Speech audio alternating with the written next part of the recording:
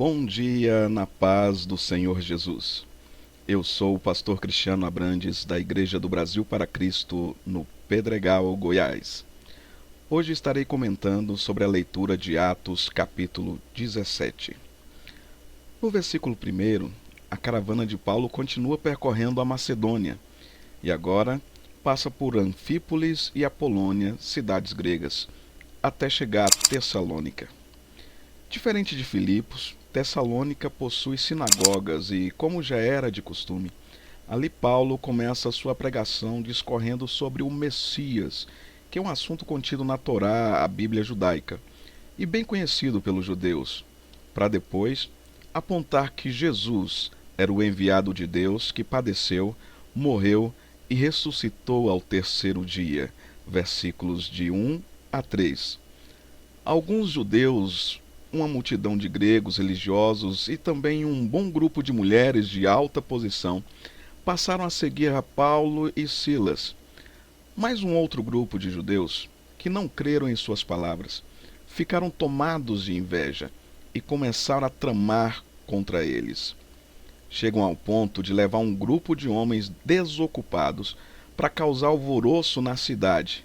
Invadem a casa de um discípulo chamado Jason ou Jazão, tentando capturar a Paulo e Silas.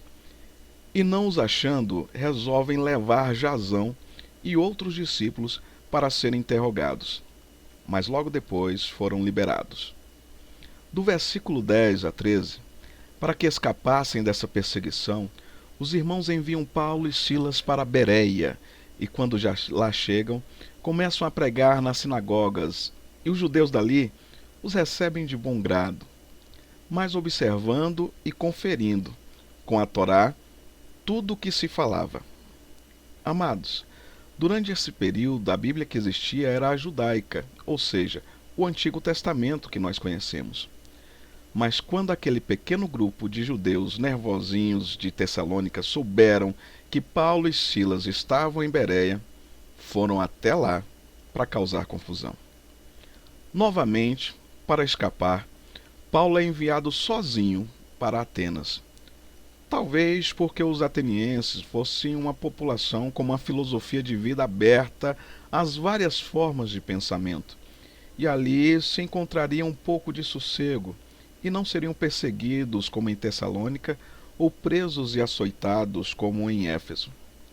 Atenas é conhecida como a capital intelectual do mundo, terra de grandes filósofos e eruditos, terra de Péricles, de Sócrates, de Platão, de Aristóteles e tantos outros que influenciaram e influenciam até hoje a história da humanidade.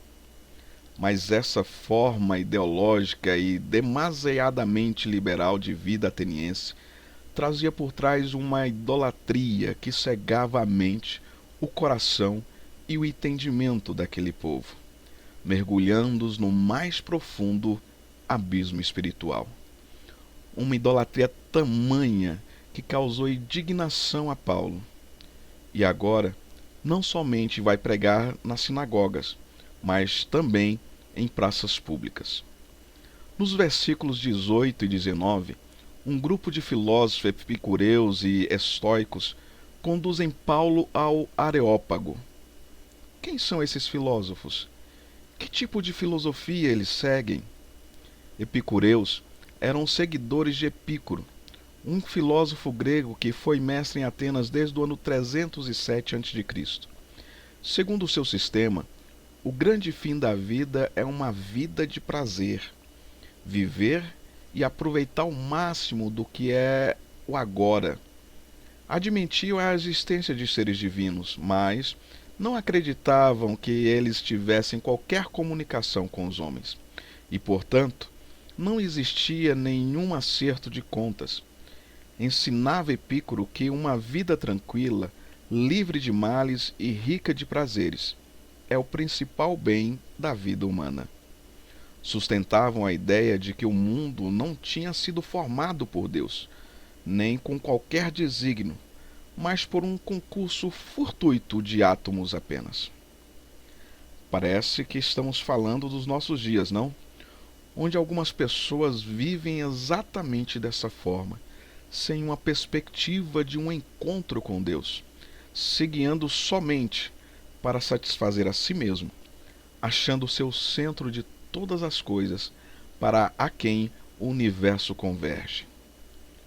Um dia estaremos sim diante do Deus Todo-Poderoso e teremos que prestar contas da forma que escolhemos viver.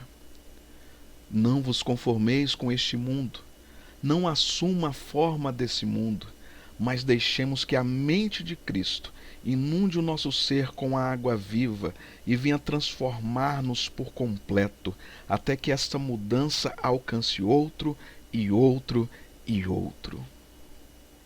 E os estoicos? Se baseiam em o indivíduo é autossuficiente. Deve negar e abdicar de suas emoções e sentimentos. Ser indiferente aos problemas. Deve possuir um entendimento fatalítico em que o homem não pode interferir ou mudar seu destino. Ele é o que é. Não pode sonhar ou ter esperança alguma. Pode ser traduzida por aquela música: eu nasci assim, eu vivi assim, eu vou morrer assim. Para as nossas vidas, o Deus desconhecido nós o já conhecemos bem. É aquele que ainda tem transformado vidas, que liberta os aprisionados das drogas, sara enfermos, restaura famílias, salva do cativeiro do pecado e da morte eterna, e que enxugará dos olhos toda lágrima. A orientação bíblica frente a tais filosofias é: não vos deixeis envolver por doutrinas várias e estranhas. Hebreus 13:9. Cuidado que ninguém vos venha a enredar com sua filosofia e vãs sutilezas, conforme a tradição dos homens, conforme os seus rudimentos do mundo, e não segundo a Cristo. Colossenses 2:8. O Areópago era um lugar de destaque e de extrema importância na cidade de Atenas, pois ali se podia expressar ideias, filosofias e pensamentos dos mais variados. Por isso, Paulo foi levado a este lugar. Ali, Paulo encontra uma estratégia para confrontar os filósofos e os cidadãos. Uma inscrição encontrada num santuário que dizia: ao Deus desconhecido. Na verdade, os atenienses desejavam homenagear todos os deuses, tanto que alguns estudiosos dizem que haviam mais de 30.000 estátuas dedicadas aos deuses em Atenas. E, para não esquecer de nenhum deles, havia esta dedicação ao Deus desconhecido. Paulo, aproveitando a oportunidade, anuncia: este Deus desconhecido é o que eu vos anuncio. E ele é o Deus verdadeiro. É o Criador e Senhor do céu e da terra. Veja o que está escrito a partir do versículo 24. O Deus que fez o mundo e tudo que nele há, sendo o Senhor do céu e da terra, não habita em templos feitos por mãos de homens, nem tampouco é servido por mãos de homens, como é que necessitando de alguma coisa. Pois ele mesmo é quem dá a todos a vida e a respiração e a todas as coisas. E de um só sangue fez toda a geração dos homens para habitar sobre a face da terra, determinando os tempos já dantes ordenados e os limites da sua habitação, para que buscassem ao Senhor, se porventura tateando o pudessem achar, ainda que não está longe de cada um de nós. Porque nele vivemos e nos movemos e existimos, como também alguns dos vossos poetas disseram, pois somos também sua geração. Sendo nós, pois, geração de Deus, não havemos de cuidar que a divindade seja semelhante ao ouro, ou à prata, ou à pedra esculpida por artifício e imaginação dos homens, Mas Deus, não tendo em conta os tempos da ignorância, anuncia agora a todos os homens e em todo lugar que se arrependam. Porquanto tem determinado um dia em que, com justiça, há de julgar o mundo, por meio do homem que destinou, e disso deu certeza a todos, ressuscitando dentre os mortos, Jesus Cristo, nosso Senhor. Abrirei um pequeno espaço para fazer este comentário do início desse texto. É sobre uma parte do versículo 24, que traz algo que alguns se baseiam para contender entre os irmãos. Mas um princípio básico na leitura da palavra de Deus deve ser sempre considerado. Texto sem contexto vira pretexto. O texto é: não habita em templos feitos por mãos de homens. Isso tem levado pessoas a serem contrárias à congregação de irmãos nos templos.